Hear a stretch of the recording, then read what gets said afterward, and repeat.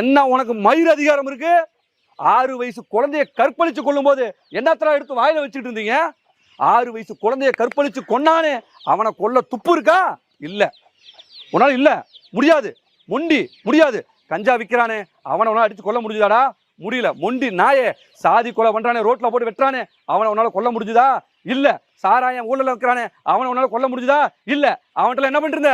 வாயையும் மண்டியும் மூடிக்கொண்டு அவன் கொடுத்த ரத்தத்தையும் ஒண்ணுக்கையும் குடிச்சிட்டு இருந்த நீ இந்த அப்பாவி நாயை விசாரிக்காம, இன்றைய வரைக்கும் அந்த நாயை விசாரிக்காம அந்த பிஞ்சு குழந்தை என்னென்னமோ கனவு கண்டிருக்குமேடா, அவனை அடிச்சு கொன்னுட்டேடா ஆம்பளை பொட்ட நாய்களா.